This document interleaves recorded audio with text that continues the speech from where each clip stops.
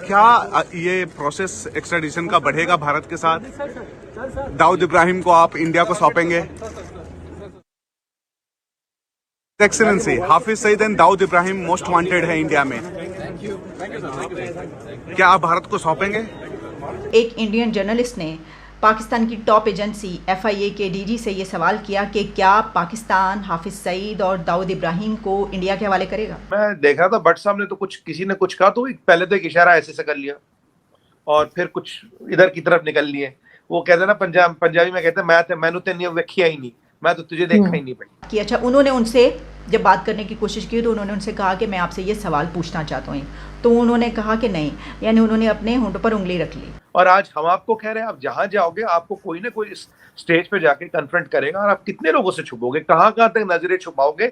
और आज तो ये हुआ कि इंटरनेशनल फोरम पे आप मुंह छुपाते रह गए। जो गाड़ी यहाँ पे 17 लाख रुपए में है वो इंडिया में 4 लाख में है, तो चलो हाफ से भी हाफ अगर वहां पे है तो कम से कम यहाँ पे उसकी हाफ तो होनी चाहिए। वो पाकिस्तान स्टडीज़ के अंदर तो अब मैं उसके ऊपर तो चाहूँ तो पूरा 2, 3, 10 प्रोग्राम कर सकता हूँ, कितना झूठ लिखा हुआ है टेक्स्ट बुक्स के अंदर। बड़ी डीप सीटेड सोच है पाकिस्तान के हवाले से और उस सोच को मुस्बत नहीं होने देगा हमारा पड़ोसी भारत, क्योंकि उसने भी हमें सबक सिखाने का तहैया कर रखा है। मैं बताता चला आ रहा हूं कि ये जो अफगानी पाकिस्तानी भाई भाई का टोपी ड्रामा हो रहा है ये आधा सच है। UAE में मुनक्किदा मैच में जो उन्होंने अपनी औकात दिखाई उन लोगों ने जिन्होंने पाकिस्तान के परचम की तौहीन की, आप उनके दिल में पाकिस्तान की मोहब्बत नहीं पैदा कर सकते। तो फिर क्या कहेंगे आप? जरा पहले सुनिएगा अभी क्या कहती हैं, सुनिएगा जरा। I love you. इन्होंने दिया क्या शहरियों को? कुछ भी तो डिलीवर नहीं कर सके, कोई तो मसला ये हल नहीं कर सके, आते हैं रो धो के टीवी पर चले जाते हैं। बच बचा करके बात कर रहा हूँ, बच बचा के, कहीं खुदा ना खास्ता कोई ये ना समझे कि मैं तौहीन कर रहा हूँ। ना भाई, हाथ जोड़ करके कर रहा हूँ। कि सुबह नाश्ते पे मान जाते हैं, दोपहर के खाने पे नाराज हो जाते हैं, शाम की चाय पे मान जाते हैं, रात के खाने पे फिर नाराज हो जाते हैं, फिर सुबह अगले दिन नाश्ते पे नाराज है, माने हुए। ये भी एक सवाल होता है कि सुबह इनको मनाना पड़ेगा, ये नाराज होंगे, ये माने होंगे। आपके यहाँ कौन सी क्रिकेट टीम आई है मुझे बताइए? पिछले 10 साल में कोई क्रिकेट टीम आई है आपके यहाँ खेलने? कोई नहीं है खेलने। आपके यहाँ तो बांग्लादेशी आने को तैयार नहीं। आप बांग्लादेश नहीं सर, 1-2 आए थे, वो मेरे ख्याल है न्यूजीलैंड वगैरह के थे, वो कुछ आधे रास्ते में चले गए थे, वो एक अलग कहानी है। देखिए मैं आधे रास्ते वाली बात उठाना नहीं चाहता, आपने छेड़ी। वो तो बेचारे आधे रास्ते में पतली गली से कट लिए, वो कहते हैं ना हिंदी में पतली गली से कट लिए वो तो।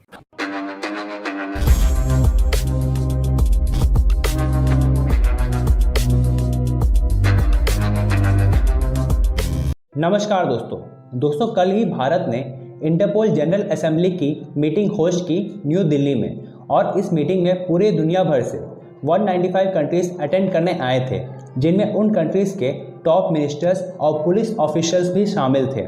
और दोस्तों, इसके साथ साथ हमारा पड़ोसी देश पाकिस्तान के भी इंटेलिजेंस एजेंसी FIA के चीफ भी मौजूद थे।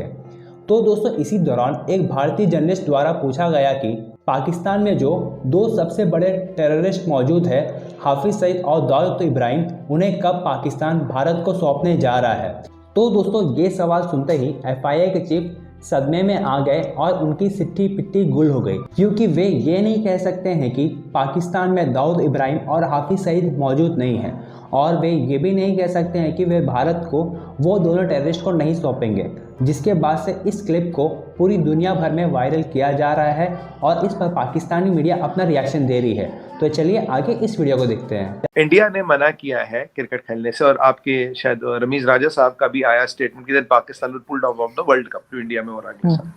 तो हमारा कहना ये मतलब है, देखिए हमारा आपके साथ क्रिकेट खेलना ऑप्शन है, आपका हमारे साथ क्रिकेट खेलना कंपल्शन है। पहली बात, आप एशिया कप से निकलिए, वर्ल्ड कप से निकलिए, कोई दिक्कत नहीं, मेरे हिसाब से कोई दिक्कत नहीं। आप देखिए can you afford to do that और नॉट। अगर आप अफोर्ड कर सकते हो तो देख लीजिए। जो श्रीलंकन क्रिकेट टीम का आपके यहाँ हुआ वो एक बेंचमार्क है। और मुझे बताइए, जब आप खुद कहते हैं हमारे यहाँ 50,000 आतंकवादी खुले घूम रहे हैं, हमें पता नहीं हाफिज सईद का, हमें पता नहीं सलाउद्दीन का, हमें पता नहीं दाऊद इब्राहिम का, हमें ABCD कोई नहीं पता कहाँ है, यहाँ है नहीं है, ये भी नहीं पता। आपने मसूद अजहर को पीछे उनको बोल दिया, क्या नाम है, अफगानियों को, तुम्हारे यहाँ। अगले दिन वो चिट्ठी लिखते, भाई हमारे यहाँ तो है ही नहीं, यहाँ कहाँ से आ गया। तो अगर ये है तो टीम का वहाँ सेफ नहीं है। और एक चीज बहुत क्लियर करना चाहता है इंडिया, बहुत वाजे करना चाहता है, ये जो पहले होती थी ना, जिसे मैं कहूंगा एक मतलब बिरयानी डिप्लोमेसी, कि आतंकवाद भी चल रहा है, लड़ाइयाँ भी चल रही है और यहाँ पे बिरयानियां भी चल रही, मैच भी चल रहे हैं। बट उससे क्या होता था, कहीं ना कहीं पाकिस्तान को ये जाता था, एक मैसेज जाता था आपके एस्टेब्लिशमेंट को खासकर, we can do what we want but business will be as usual. काम भी चल रहा है, आतंकवाद भी चल रहा है, बिरयानी भी चल रही, मैच भी चल रहा है। अब मोदी जी की जो पॉलिसी है, कहता भैया जब तक ये टेरर नहीं रुकेगा, टेरर खत्म नहीं होगा, ना मैच होगा, ना कैच होगा, और ना ही बिरयानी होगी, ना ही खीर बनेगी, और ना ही कहवा पिया जाएगा, तब तक कुछ नहीं होगा। तब तक आप अपने रास्ते, आप अपने रास्ते, आप आतंकवादी बनाने में बिजी रहिए, हम उनको एलिमिनेट करने में बिजी रहेंगे। आप अपना काम करिए, हम अपना काम करेंगे, और जिसको जब जो करना होगा वो करेगा। देखिए सर्जिकल स्ट्राइक भी हुई, उरी भी हुआ, बालाकोट भी हुआ, और बाय द वे बालाकोट के बाद ये मसूद अजहर दिखे नहीं कहीं, तो पता नहीं वो कहाँ गायब हो गया मसूद अजहर, तब से तो दिखा नहीं। पहले तो आपने बोला भाई हॉस्पिटल में है, उसके बाद आपने बोला जी उसकी किडनी खराब है, उसके बाद आपने बोला वो बहुत खराब है, दिखाई नहीं दे रहा, फिर पता लगा कहीं गया। पर ये क्या बात हुई आरजू जी, बालाकोट से लेके अब तक इतने साल हो गए, मसूद अजहर का एक लाइव पिक्चर, एक लाइव वीडियो आया नहीं कि। और वैसे आपके शो में वो ब्रिगेडियर साहब थे मेरे साथ, उन्होंने तो ये बोला कि आपने तो वहाँ कौवे मारे थे, वहाँ तो कोई नहीं था, तो कौवे मारे और कुछ दरद गिराए थे। मैंने ब्रिगेडियर साहब को बोला, मैंने कहा ब्रिगेडियर साहब कुछ खास नस्ल के कौवे होंगे, मतलब हमें देखिए शौक शिकार, इतना शौक चढ़ा कौवों का कि हम मिराज उड़ा देते हैं, 12-12 मिराज होते हैं, हजारों किलोमीटर दूर कौवे मारने आते हैं। पर ब्रिगेडियर साहब ये कौवे कुछ खास नस्ल के होंगे, जरूर बहुत खास नस्ल के कौवे होंगे। मतलब इतने देखिए, मतलब रईसों के शौक क्या उड़ गए कि मिराज उड़ा के आपके टेरिटरी के अंदर जाके इतना खर्चा पानी करके, इतना रिस्क लेके कौवे मारने चले जाते हैं। और कुछ पर आरजू जी एक बात है, कुछ तो बात है इन कौवों में, कुछ तो बात है उनमें, वो कहना कुछ तो बात है इन कौवों में।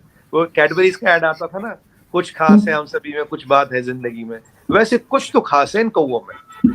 अब ये आपकी विडंबना, ये आपकी हकीकत है आरजू जी। ऐसे में टीम का पाकिस्तान आना न सेफ है, न जस्टिफाइड है, न लॉजिकल है, न पॉलिटिकल है, न एथिकल है, न मॉरल है। और मैं नहीं जानता, और मैं नहीं मानूंगा कि जो हमारी पूरे इतना बड़ा क्रिकेट फर्टर्निटी, मैं आपको बताऊं पूरे देश में अगर टीम को पाकिस्तान जाना पड़ता, पूरे देश में आक्रोश होगा। ये इसको आप पॉलिटिकल डिसीजन मत समझिए। मैं, क्योंकि मैं भी क्रिकेट फैन हूँ, मतलब मैं वो वैसा फैनेटिक फैन हूँ, क्रिकेट फैन मुझे भी अच्छा लगता है। बट मैं जो एज अ फैन कर रहा हूँ, पॉलिटिकल कमेंटेटर साइड पे कर दीजिए, सब पॉलिटिक्स साइड पे कर दीजिए।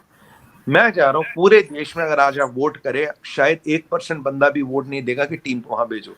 ये जनता का मूड नहीं है अर्जु जी, इसमें पॉलिटिक्स ना देखे आप ज्यादा, ये जनता का मूड नहीं है। और बाकी रमीज राजा साहब अगर कह रहे हैं हमें वर्ल्ड कप से विड्रॉ करना, मैं तो कह रहा हूँ अभी उसको फॉर्मल अनाउंसमेंट कर दे और फिर उसको रिट्रैक्ट ना करे। चलिए आप लॉजिक पे आए, आप देखिए ये हाफिज सईद, दाऊद, सलाउद्दीन, ये जितने हैं और यूएन डेजिग्नेटेड टेररिस्ट सारे आपके हैं। क्या आपको लगता है, और जो श्रीलंका टीम के साथ घटना हुई, क्या आपको लगता है कि उसके बाद कोई टीम यहाँ आएगी? आपने एक कश्मीर क्रिकेट लीग भी शुरू की थी, नहीं आया ना कोई। मैंने तो आपको बोला था आरजू जी कोई नहीं आएगा, चिंता ना करे। 1-2 रिटायर्ड प्लेयरों ने हाँ कर दी थी, बाद में वो भी भाग गए। कोई नहीं आया ना क्रिकेट लीग खेलने। आपके यहाँ कौन सी क्रिकेट टीम आई है मुझे बताइए? पिछले 10 साल में कोई क्रिकेट टीम आई है आपके यहाँ खेलने? कोई नहीं आई खेलने। आपके यहाँ तो बांग्लादेशी आने को तैयार नहीं। आप बांग्लादेश नहीं सर, 1-2 आए थे, वो मेरे ख्याल न्यूजीलैंड वगैरह के थे, वो कुछ आधे रास्ते में चले गए थे, वो एक अलग कहानी है। देखिए आरजू जी, मैं आधे रास्ते वाली बात उठाना नहीं चाहता, आपने छेड़ी। वो तो बेचारे आधे रास्ते में पतली गली से कट लिए, वो कहते हैं ना हिंदी में, पतली गली से कट लिए वो तो।